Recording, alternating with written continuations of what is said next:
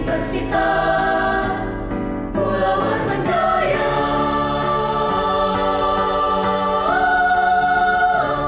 Jaya. Assalamualaikum warahmatullahi wabarakatuh. Selamat pagi dan salam sejahtera bagi kita semua. Perkenalkan, nama saya Aryo Subroto dari Fakultas Hukum Universitas Mula Warman di Samarinda. Pada kesempatan kali ini, saya akan menyampaikan tentang pernyataan diri dosen dalam unjuk kerja Tridharma Perguruan Tinggi atau yang disingkat dengan PDD UKT-PT dalam bidang pengajaran. Sejak diangkat sebagai dosen di Fakultas Hukum Universitas Mula Warman, saya dipercaya untuk mengampu beberapa mata kuliah yang diantaranya adalah mata kuliah hukum agraria, mata kuliah hukum kehutanan, mata kuliah hukum adat, sosiologi hukum, antropologi hukum, dan beberapa mata kuliah lainnya yang tersebar di semester ganjil dan genap. Pada kesempatan kali ini saya akan menjelaskan deskripsi salah satu mata kuliah yang saya ampu di semester ini yaitu mata kuliah hukum adat. Mata kuliah ini berbobot 2 SKS yang diajarkan pada semester 4 pada program studi sarjana hukum. Pada kesempatan ini pula saya akan menjelaskan tentang teknik pengajaran yang saya gunakan, yaitu metode DIA. DIA adalah delivery, interaction, dan assessment. Namun sebelum menjelaskan lebih lanjut mengenai teknik pengajaran, terlebih dahulu saya akan menjelaskan deskripsi singkat capaian yang diharapkan dan model pembelajaran dari mata kuliah hukum adat. Mata kuliah ini mempelajari mengenai hukum adat serta perkembangannya secara umum di Indonesia dan secara khusus di kawasan hutan hujan tropis Kalimantan dan lingkungannya. Sehingga secara umum dengan mempelajari mata kuliah ini, mahasiswa akan memiliki kemampuan dalam menganalisis masalah umum yang berkaitan dengan hukum adat dan khususnya pada masyarakat hukum adat yang memiliki hutan hujan tropis. Kemudian memiliki keahlian atau skill dalam melakukan telaah kritis dan membangun persepsi terhadap permasalahan hukum adat di Indonesia dan dapat berpartisipasi dalam melakukan telaah kritis terkait delik adat dan peradilan adat di Indonesia, wabil khusus masalah delik adat dan peradilan adat dalam wilayah hutan hujan tropis dan lingkungannya. Terdapat 14 kali pertemuan dengan 10 materi yang akan disampaikan dalam pertemuan perkuliahan di mata kuliah hukum adat. Yang pertama adalah konsep hukum adat di Indonesia. Yang kedua adalah sejarah hukum adat di Indonesia. Ketiga, sistem hukum adat. Keempat, masyarakat hukum adat sebagai subjek hukum. Kelima, hukum persekutuan adat. Keenam, hukum kekerabatan dan perkawinan adat. Ketujuh, hukum waris adat. Kedelapan, hukum harta kekayaan adat. Kesembilan, hukum tanah adat. Dan yang ke-10, delik adat dan peradilan adat. Selanjutnya, untuk capaian mata kuliah ini menyesuaikan dengan capaian lulusan program studi sarjana hukum Fakultas Hukum Universitas Mula Warman. Adapun capaian mata kuliah adalah sebagai berikut.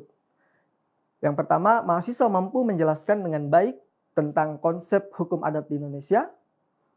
Kedua, mahasiswa mampu menjelaskan tentang sejarah hukum adat di Indonesia. Ketiga, mahasiswa memahami dan dapat menganalisis sistem hukum adat di lingkup lokal maupun nasional.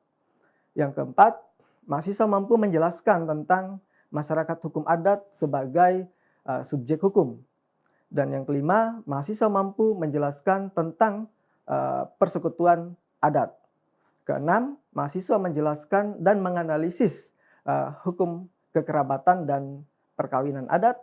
Ketujuh, mahasiswa mampu menjelaskan tentang waris adat. Kedelapan, mahasiswa mampu menjelaskan tentang harta kekayaan adat.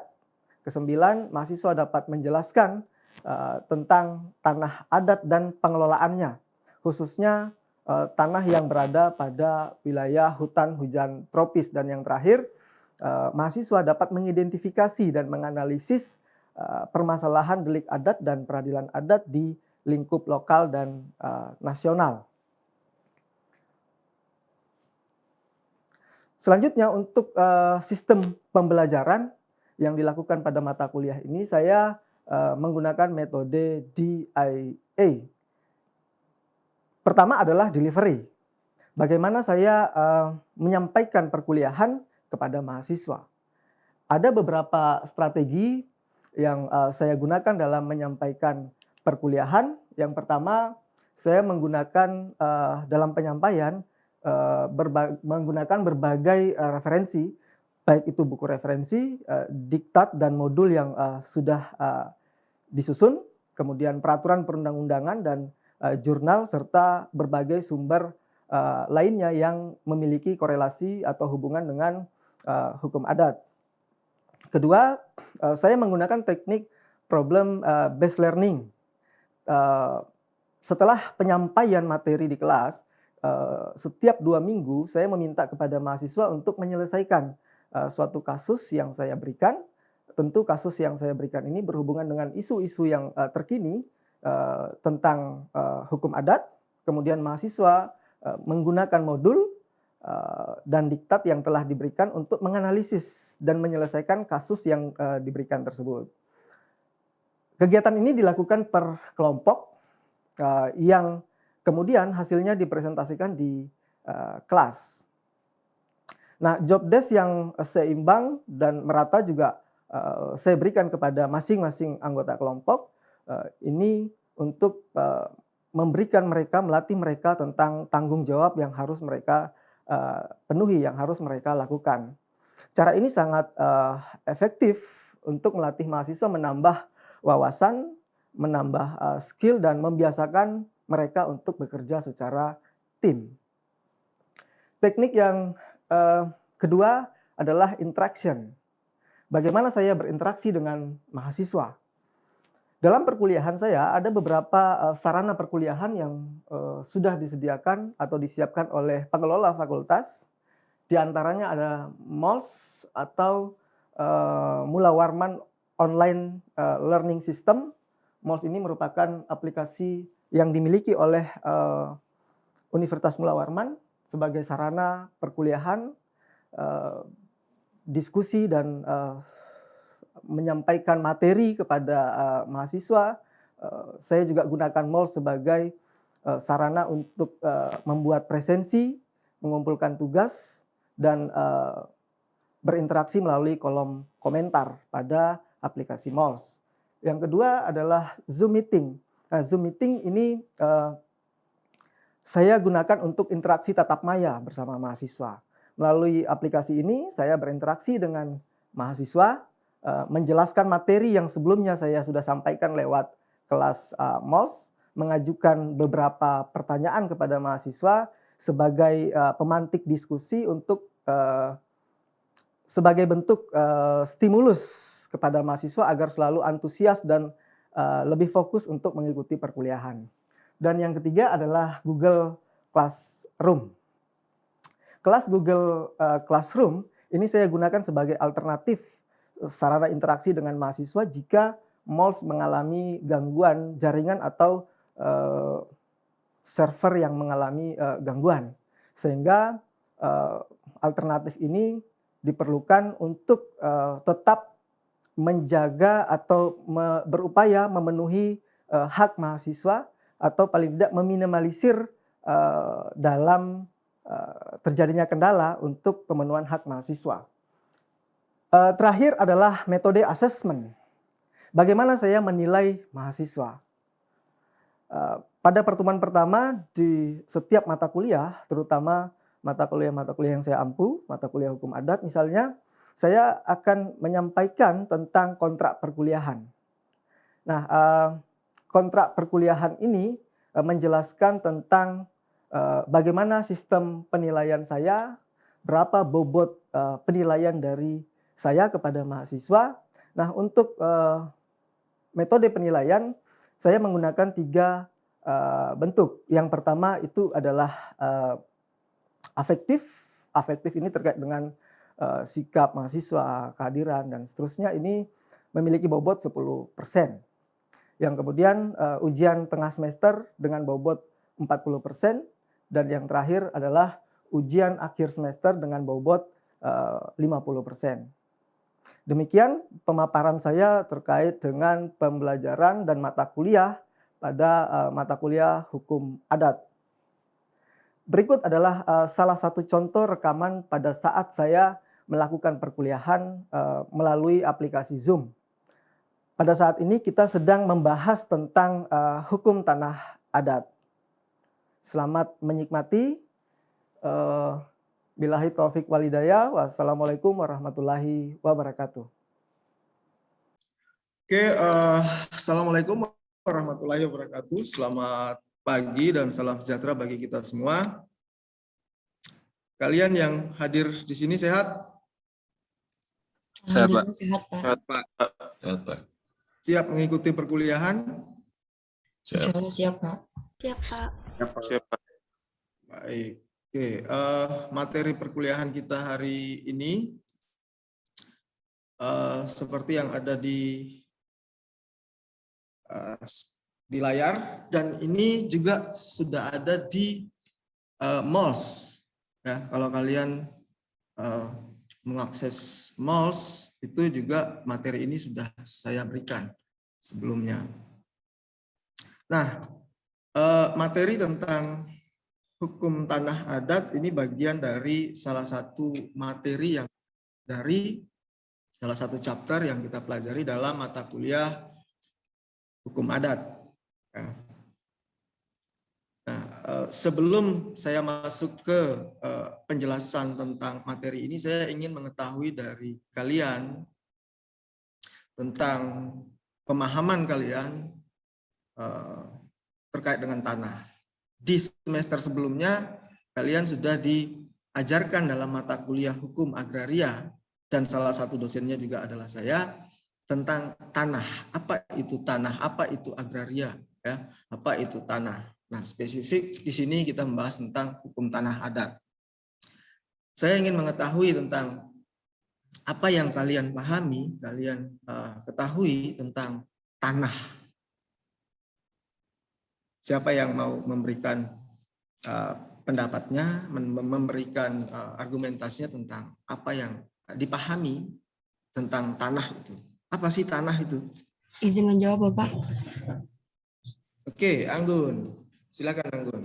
Ya, jadi menurut saya tanah itu yang saya baca-baca sih, Pak, dan yang saya pelajari dari pertemuan sebelum-sebelumnya, simpelnya seperti ini. Tanah adalah sebuah sebidang tanah yang dapat dipergunakan tempat sumber mata pencarian manusia, tempat tinggal, tempat hidupnya manusia yang berada di atas tanah tersebut. Itu Pak, menurut saya. Jadi tanah dapat digunakan oleh manusia gitu. Adalah sebidang nah untuk tinggal manusia. Ya, yang dimiliki oleh, yaitu tadi kalau hukum agraria yang dimiliki dan dikuasai oleh satu orang tersebut gitu yang memiliki sertifikat. Seperti itu, Pak. Oke, ada yang lain? Terima kasih. Ada yang lain? Apa itu tanah? Izin, Pak. Nadila Dinda. Kalau dari perspektif masyarakat hukum adat memandang tanah itu, Pak, sebagai tubuh dalam kehidupan mereka, dan juga sebagai tempat untuk tinggal, mencari makan, dan juga tempat untuk kematian mereka atau dikuburnya. Sekian, Pak. Oke, saya belum masuk ke konteks adatnya. Pertanyaan saya adalah tanah yang kalian pahami itu seperti apa sih? Saya belum masuk ke dalam konteks adatnya atau tanah kemudian kita kaitkan dengan masyarakat hukum adat, belum ke sana. Tanah. Yang lain? Izin menjawab, Pak. Napitupulu, silakan Napitupulu. menurut pengertian saya, Pak, tanah itu adalah bagian kerak bumi yang tersusun dari mineral dan bahan organik, Pak, yang digunakan bagi masyarakat untuk mencari nafkah, Pak, dan menghidupi kebutuhannya. Terima kasih. Tanah adalah bagian dari kerak bumi yang digunakan oleh manusia untuk kebutuhan hidupnya. Oke, Napitupulu, kerak bumi. Oke, yang lain, kalau dalam mata kuliah hukum agraria ya sudah disampaikan, saya yakin, dan sudah dijelaskan tentang tanah itu ya, oleh dosen yang memang di bagian sesi awal untuk memberikan materi tentang hukum agraria. Tanah itu adalah bagian kecil atau salah satu objek dari agraria. Ya. Kalau kita bicara agraria kan konteksnya dia lebih luas, lebih kompleks, ya, tidak hanya tanah saja, ya, bumi, air, ruang angkasa, dan kekayaan alam. Itu agraria dalam arti luas. Nah, sedangkan agraria dalam arti sempit adalah tanah. Nah, tanah itu punya pemaknaan, pembatasan makna sendiri dalam hukum tanah nasional, yaitu permukaan bumi, ya, yang merupakan salah satu objek agraria. Permukaan bumi itu apa? Ya, tempat di mana kita hidup, tumbuh-tumbuhan itu hidup, termasuk permukaan bumi yang berada di bawah air. Itulah yang dimaksud dengan tanah. Ya. Dia sifatnya padat. Nah, kalau kita kaitkan dengan konteks adat, hukum tanah adat berarti tanah adat itu adalah permukaan bumi yang memiliki sifat padat tadi, yang di dalamnya ada komunitas masyarakat hukum adat, atau di mana masyarakat hukum adat itu bermukim, bertempat tinggal untuk kehidupan dan penghidupannya. Tuh, ya, itu tentang tanah dan tanah adat. Nah, referensi yang kalian gunakan dalam materi ini selain modul, ya, modul saya kira sudah beberapa mahasiswa sudah punya, ya, dan dibuka akses untuk kalian semua mahasiswa mendapatkan modul ini. Nah, referensi lain selain modul untuk materi hukum agraria itu juga bisa menggunakan buku Tholib Setiadi, ya, Intisari Hukum Adat Indonesia. Nah, ini adalah referensi-referensi yang bisa digunakan untuk materi mata kuliah hukum adat, termasuk buku yang disusun oleh Rosnidar Sembiring. Nah, dengan judul Hukum Pertanahan Adat. Nah, ini juga bisa digunakan oleh mahasiswa atau referensi-referensi lain yang memuat tentang hukum adat, spesifikasi hukum tanah adat. Nah, dalam konteks masyarakat hukum adat sendiri, tanah ini memiliki kedudukan, memiliki posisi yang spesial. Pertama, karena sifatnya, dan yang kedua karena faktanya. Ya, karena sifatnya bahwa tanah itu mau diapakan pun, mau dibakar, mau dicangkul, mau dibom, dia sifatnya sabar. Ya, dia tidak akan balik menyerang kita, dia tidak akan melawan kita. Posisinya sabar. Bahkan dibakar sekalipun justru ini akan memberikan dampak positif bagi masyarakat hukum adat, ya, dan masyarakat dan manusia secara umum.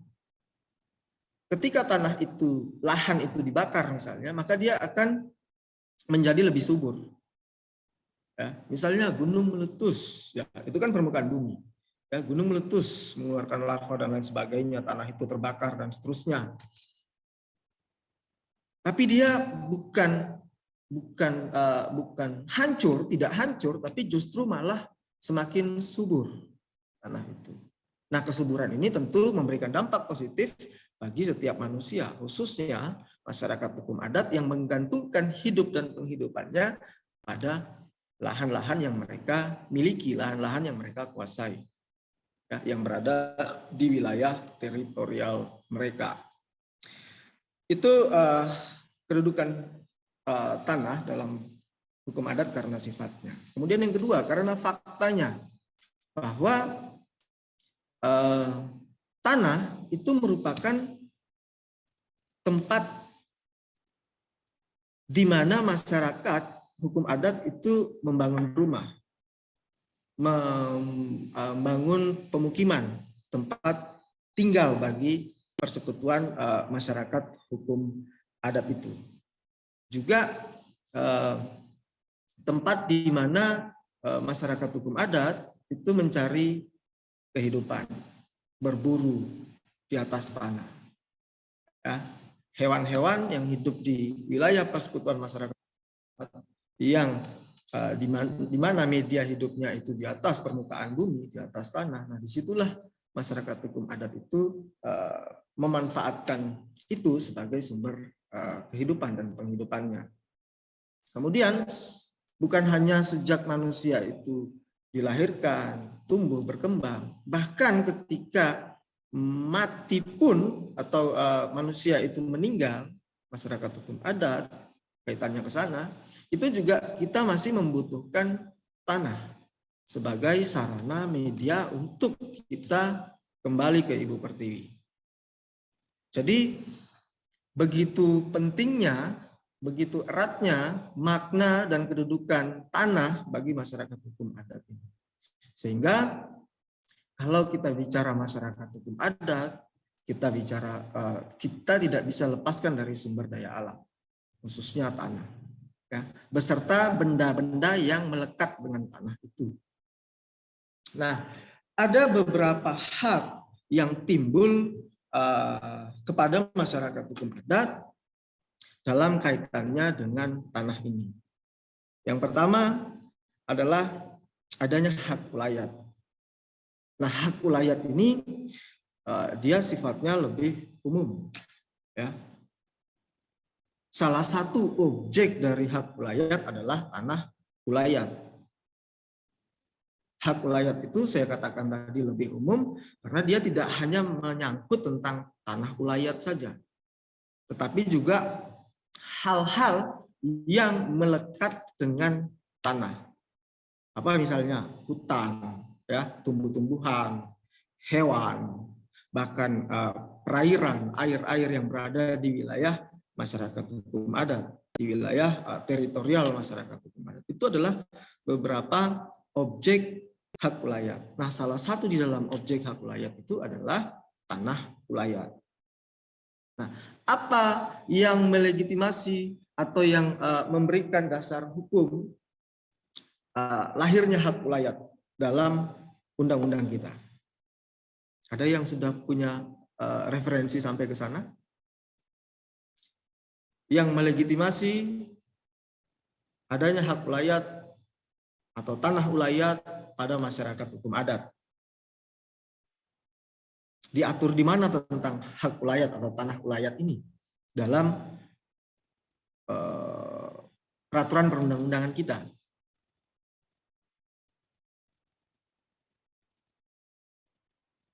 Ada yang sudah baca sampai ke sana? Izin menjawab, Pak. Ya, silakan Nabi Tupulu. Hak ulayat diatur serta diakui dalam peraturan perundang-undangan di bidang agraria dalam Undang-Undang Nomor 5 Tahun 1960 tentang Peraturan Dasar Pokok-pokok Agraria, Pak. Itu yang saya tahu, di Pak. pasal berapa dalam Undang-Undang Pokok Agraria tentang hak ulayat ini? Izin menjawab, Pak. Anggun? Pasal Silakan. 5, Pak. Pasal 5 UU PA. Bunyinya? Hukum agraria yang bunyinya, hukum agraria yang berlaku atas bumi, air, dan ruang angkasa ialah hukum adat sepanjang tidak bertentangan dengan kepentingan nasional dan negara. Oke, hukum agraria yang berlaku. Hukum adat sepanjang tidak bertentangan dengan hukum nasional. Apakah dengan diksi dan narasi dalam tekstual yang seperti itu sudah mengindikasikan bahwa itu adalah hak ulayat yang dimaksudkan? Gimana, Anggun? Sudah sepertinya, Pak. Sudah. Soalnya di sini disebutkan juga hukum adatnya. Oke, hukum adat tentang tanah gitu ya, yang mengatur tentang tanah, sehingga itu disimpulkan ya itu adalah hak ulayat yang dimaksudkan. Yang lain mungkin ada ketentuan yang berbeda dari apa yang disampaikan oleh Anggun, dasar hukum yang mengatur tentang hak ulayat ini dalam peraturan perundang-undangan kita. Izin menjawab, Pak. Andi BC, silakan. Dia termuat dalam ketentuan pasal 3 UU PA yang berbunyi dengan mengingat ketentuan-ketentuan dalam pasal 1 dan 2, pelaksanaan hak ulayat dan hak-hak yang serupa dari masyarakat hukum adat sepanjang kenyataannya masih ada harus sedemikian rupa sehingga sesuai dengan kepentingan nasional dan negara yang berdasar atas persatuan bangsa serta tidak boleh bertentangan dengan undang-undang dan peraturan-peraturan lain yang lebih tinggi.